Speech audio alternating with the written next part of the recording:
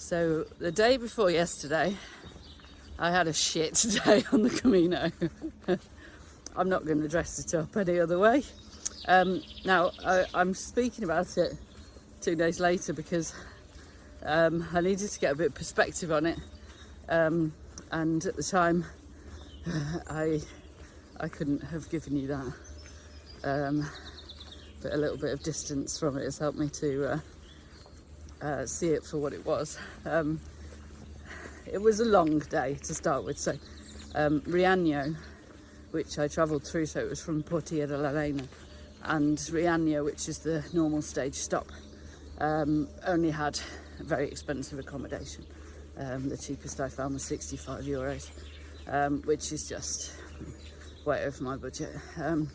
So I managed to find a little Casa Rural in a place called Las Salas, which was another sort of 14k on. So the day ended up being a 36k day, which was it was a long day, fairly flat, so not too bad, but it was a long day. And most of it was also on the road. So there's a bendy windy road that goes through the mountains. It's very beautiful. The scenery is fantastic, but a lot of it was walking on that road. And I set off quite early, so there wasn't too much traffic and stuff to start with, but as it got later in the day, there were more and more cars, and not all very considerate. Quite a few of them driving quite close to me. I was trying to do my best to get out of the way and everything, but it just gave quite a stressful energy to it.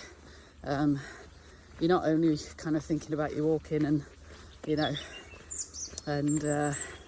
how you're doing and everything else, but you're having to look out for cars and make sure they're not intending on running into you.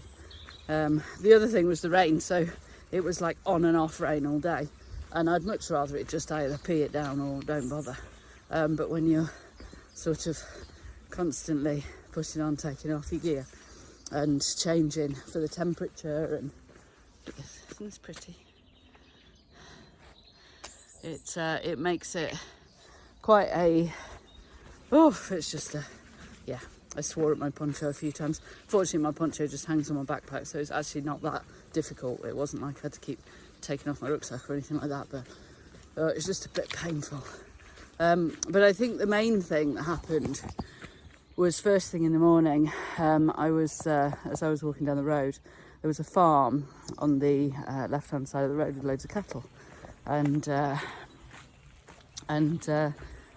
all of a sudden there were seven mastin dogs, big dogs, 7 of them.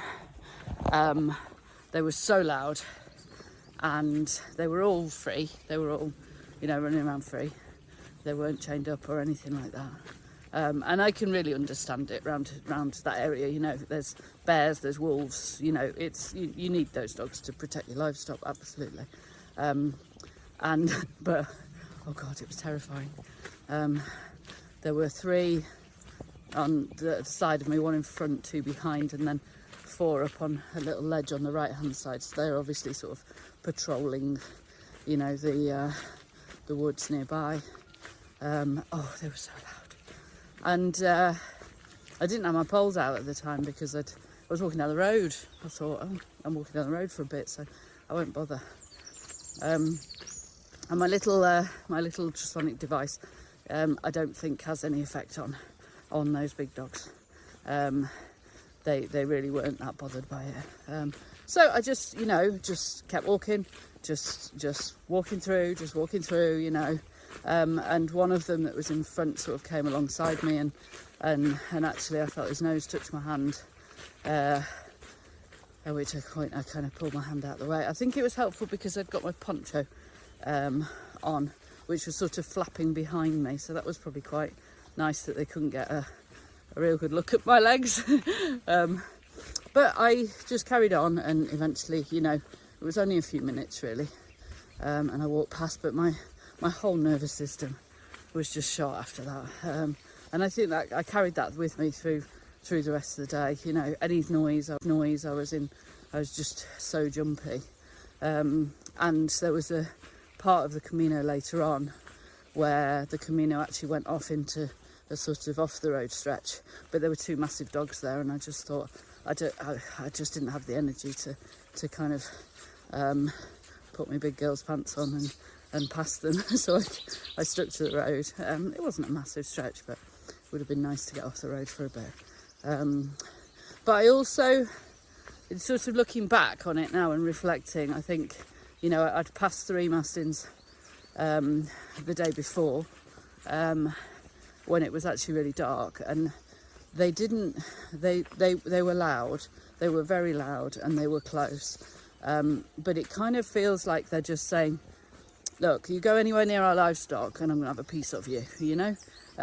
So it was just a very loud, very kind of quite aggressive message to not mess with me livestock, and I absolutely understand that, but actually, you know, just keep walking and get past them, and they were okay.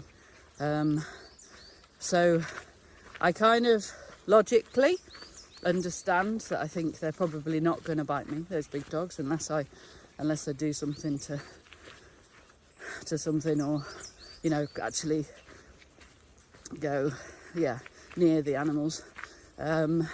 But my system still reacts very much so. And the rest of that day I was so jumpy, and yesterday as well, I still kind of had those nerves, that energy, you know. It was scary, you know, and it's normal fear of loud noises and things like that. And we got 7 massive dogs at you. Whew. But 2 days away from that now, and you know, it was a moment that could have been very different but wasn't. And you know, that's 2 run-ins with the mastiff, well, 3 on this trip, and they've been loud, but they've been okay. And still love my little ultrasonic device, because there was another day where 3 dogs left near a house, and they were different types of dogs, and they did respond to that little device, and they were after a piece of me, I'm sure. So, you know, I do feel more confident still with my little ultrasonic device, and I don't use it unless anything comes near me. It is not about harassing dogs, but it seems to work really well. But I'll stick to what the farmer told me with the mastins once, when me and Juan Carlos met him, and he said, just put your poles behind your legs and just have them sort of behind you so that they can't come round behind you and bite you that way. And then just keep walking, don't look at them, and just keep walking. And that definitely worked. So yeah, all good, bit of distance from it. And the welcome I had at the albergue, the Casa Rural, was really nice actually. I was supposed to only have a little cot bed in the dining room because that was the only space she got, but somebody had cancelled a room. So I ended up with a room to myself and this little bath. So I had a little bath, and I had my own thermostat in the room, so I had heating. That was really lovely, and just a place to regroup. So that was ever so nice, but I was so exhausted at the end of the day. Not from necessarily the walking, it was a long day, but just from the activation of all of my system. So yeah, I think I've recovered now. Yeah, so yeah, just wanted to share that. A tough day on the Camino, and the swear words I was coming out with as I was wandering along, stomping along. I was in a right grump. It was quite funny in hindsight. But on the day, I'd have said, don't do this Camino, it's shit. But yeah, no, I'd say it's a pretty good one. Yeah, live and learn. Not all days are perfect.